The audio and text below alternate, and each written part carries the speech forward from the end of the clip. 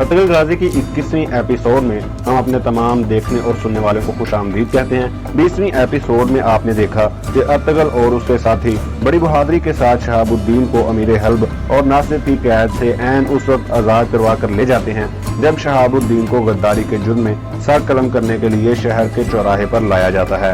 ये सब कुछ देखकर अमीर हल्ब और नासिर शदीद गम और गुस्से का शिकार हो जाते हैं और नासिर एक तरफ अपने तमाम लोगों को उन्हें ढूंढने पर लगा देता है और दूसरी तरफ अमीर हल्ब को मजीद गुमराह करने के लिए ऐसी बातें करता है जिससे अमीर हल्ब को अपनी सगी बहन लैला पर भी शक होने लगता है और वो फौरन अपनी बहन के कमरे की तरफ जाने लगता है। लैला के कमरे में पहुंचकर वो अभी सिर्फ उससे उसका हाल ही दरियाफ्त करता है कि उसकी नजर पास बेहोश बड़ी हलीमा सुल्तान पर पड़ती है, जिसे देखकर उसका सारा गुस्सा गायब हो जाता है और वो इसकी शनाख्त का पूछता है तो आया जान बताती हैं कि इसे तीमारदारी की जरूरत है तो मेरा दिल बसीज किया और मैंने इसे रख लिया। लैला को भी एक सहेली मिल जाएगी। अयाजान की ये बात सुनकर अमीर हल्ब खुशी से कहता है बहुत अच्छा किया आपने, लेकिन साथ हैरानगी का भी इजहार करता है कि मेरी बहन तो अजनबियों से कभी दोस्ती नहीं करती।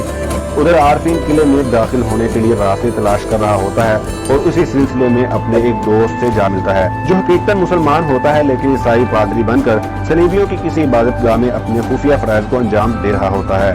इसके साथ मिलकर आरफीन किले में दाखिल होने का मंसूबा बना लेते हैं। दूसरी तरफ शहजादे शहीद को सल्जूक सल्तनत के खिलाफ तैयार करने के लिए किले में काफी इंतजाम किए गए होते हैं और नूरगुल पर तशद्दुद भी जारी होता है। हलब में बाबर और रोशान मालूमात इकट्ठा करने के बाद अर्तुगरुल के पास वापस आ जाते हैं। महल में ना सिर्फ तालिया के साथ नई मनसूबाबंदी करने में मसरूफ होता है और उसे हिदायत देता है कि अमीर की खिदमत में जाना मकबूल ना तुम। अर्तुगरुल जो कि इस बात से बिल्कुल ना वाकिफ होता है कि हलीमा को महल में मुंतकिल किया जा चुका है, वो बाबर और रोशान को हिदायत देता है कि कल सुबह दरगाह जाकर वहाँ से हलीमा और शहजादे नौमान को ले आना।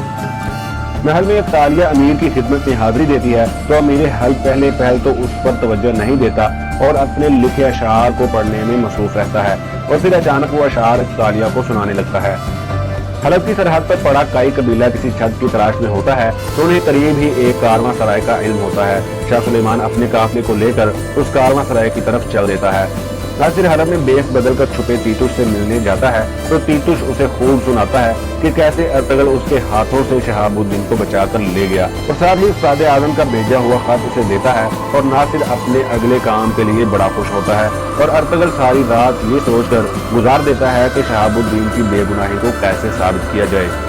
अगले दिन सुबह नासिर अपनी फौज को लेकर अर्तुगरुल की तलाश में दरगाह पहुंच जाता है जहां उससे कुछ भी नहीं मिलता और वो खाली हाथ महल लौट जाता है। उसके बाद बाबर और रोशान भी वहां पहुंच जाते हैं और तब उनको पता चलता है कि हलीमा सुल्तान को इलाज की गर्ज से महल में मुंतकिल किया जा चुका है। महल में नासिर तीतुश को एक ताजिर की शक्ल में अमीर के सामने पेश करता है और चाहता है कि अमीर अपना सारा कारोबार इसके हवाले कर दे और इनका ये मंसूबा कामयाब भी हो जाता है और अमीर हल्ब अपना सारा कारोबार तीतुश के हवाले कर देता है जो कि एक ताजिर की शक्ल में अमीर हल्ब के पास आया होता है। बाबर और रोशान अर्तुगरुल के पास पहुंचकर उसे इस बात की खबर देते हैं कि हलीमा सुल्तान को महल में मुंतकिल कर दिया गया है।